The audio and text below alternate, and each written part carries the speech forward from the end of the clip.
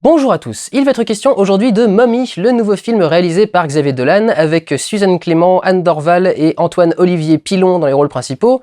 L'histoire d'une veuve mère de famille qui récupère son fils turbulent et atteint du syndrome de TDAH qu'elle avait placé en centre et qui s'est fait virer.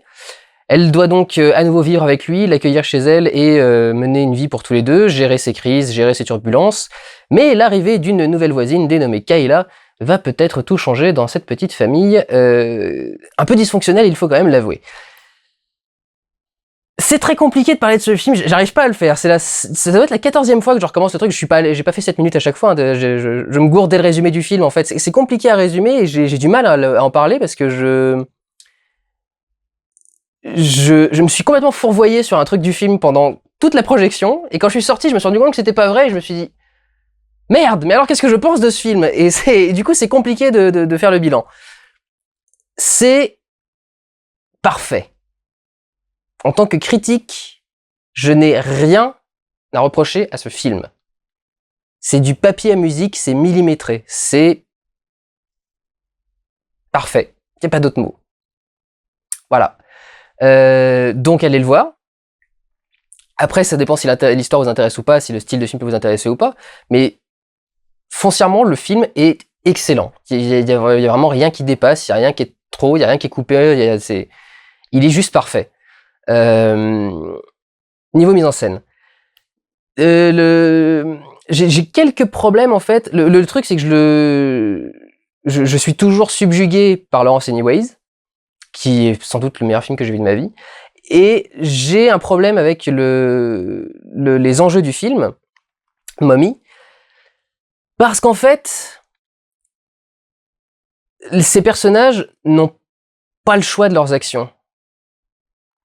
Et du coup, je vois pas ce qu'il y avait de tragique dans Laurence Anyways, c'est que les personnages pouvaient faire d'autres choix, mais faisaient cela précisément parce qu'ils s'aimaient plus que tout et qu'ils voulaient essayer de faire en sorte que ça marche. Dans Mummy, c'est pas le cas. Dans Mummy, c'est la loi qui te remet ton gosse entre les mains, et après c'est je sais pas moi, l'espèce d'obligation parce que c'est une mère et son fils, des trucs dans ce genre-là. Enfin, c'est le film traite ça beaucoup mieux que je suis en train d'en parler, mais du coup, je trouve que les personnages sont pas libres de leur choix et que du coup, leurs sacrifices sont moins forts. C'est bizarre de dire ça comme ça, vraiment. Je sais pas pourquoi. J'essaie de comprendre pourquoi je suis pas rentré j'ai pas été aussi émotif devant ce film-là que dans les autres, parce que je suis rentré dedans, mais j'ai pas été aussi émotif. Et je pense que c'est vraiment ça, c'est que les personnages sont piégés, bloqués. Alors, c'est le but du film, c'est l'intention de base. Ça va jusqu'au choix du cadre. Parce que c'est le gros parti pris esthétique du film, c'est d'être tourné en 1:1, c'est-à-dire que c'est un cadre carré. C'est le haut et le bas font exactement la même taille. En cinéma, c'est bizarre, enfin, vous avez pas l'impression que c'est un carré, vous avez l'impression que c'est un pavé en hauteur. C'est un effet d'optique, parce que l'écran, lui, est large et ce qui est dedans est petit, donc vous avez l'impression que c'est contracté. Mais non, c'est un carré. C'est quasi jamais fait au cinéma, enfin, ça s'est quasi jamais fait au cinéma, enfin, c'est très très très très rare. C'est un choix très particulier et très intéressant parce que justement, du coup, les personnages sont enfermés par le cadre. C'est-à-dire que vous faites un gros plan sur un visage. Quand vous êtes en 16/9, vous avez de la marge, vous pouvez mettre des trucs dessus. En scope, c'est encore pire. Donc en 16/9, vous avez de la marge. En 1:33, en format carré 4/3, vous avez un petit peu moins de marge. En 1/1, vous êtes limite comme ça. J'exagère à peine. Donc vous êtes forcément centré sur les personnages et c'est la seule chose que vous voyez. Et donc du coup, leurs émotions qui se transmettent par la caméra, etc. Donc c'est un cadre très intéressant et c'est ultra bien utilisé dans le film. Mais du coup, en fait, la mise en scène m'a plus touché que l'histoire, presque. C'est assez bizarre, c'est assez étrange. J'avais été beaucoup plus marqué par la relation entre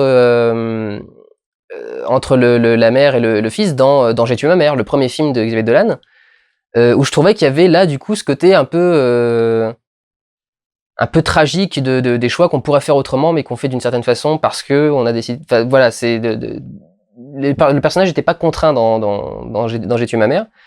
Et du coup, je trouvais que ça avait plus de force au niveau de cette relation. Là, je trouve que quand même, il y a un petit truc qui est compliqué, d'autant que cette histoire de maladie rajoute quelque chose en plus. C'est intéressant parce que dans Laurence Anyways, d'ailleurs, enfin, il n'y a pas de lien vraiment entre les deux, mais dans Laurence Anyways, Laurence Anyways est accusée de maladie mentale pour vouloir devenir une femme, puisque c'était comme ça à l'époque, dans le dictionnaire des maladies psychiatriques américaines, jusque dans les années, je sais plus, c'est parti dans la fin des années 80, début 90, la transsexualité était considérée comme une maladie, une déviance mentale. Et dans ce film-là, le gosse est malade. Et du coup, j'ai envie de dire que ça excuse presque tout ce qu'il fait.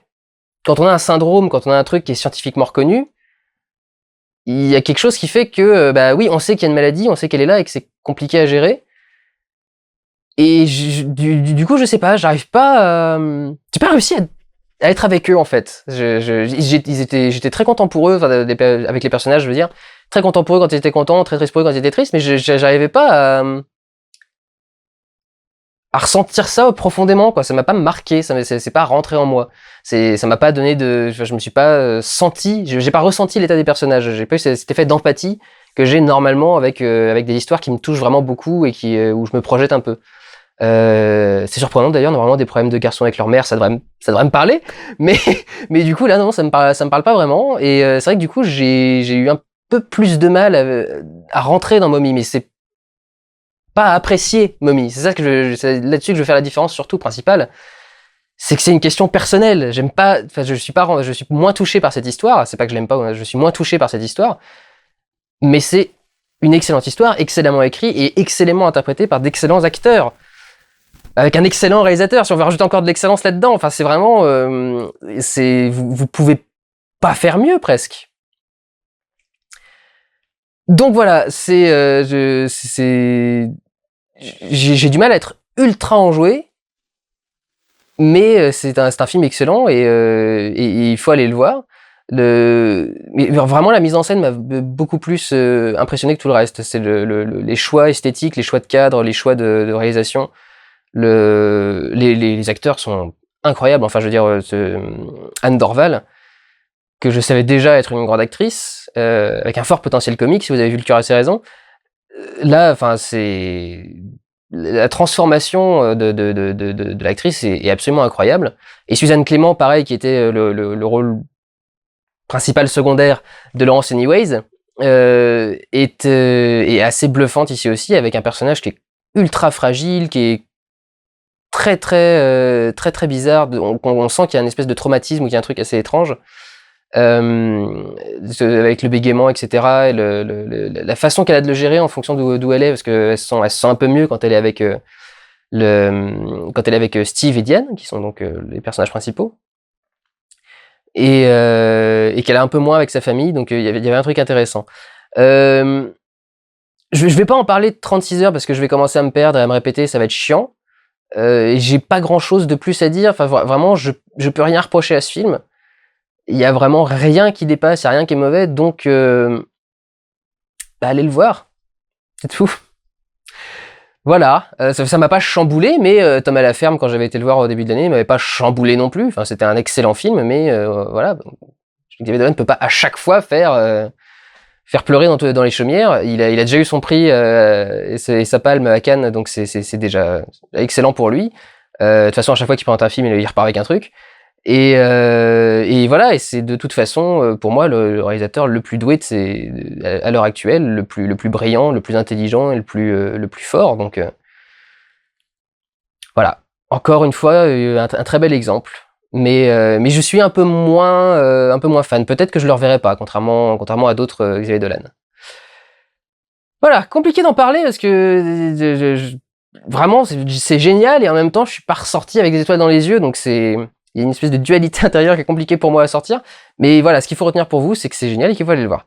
Prenez soin de vous, allez voir des films. Ciao!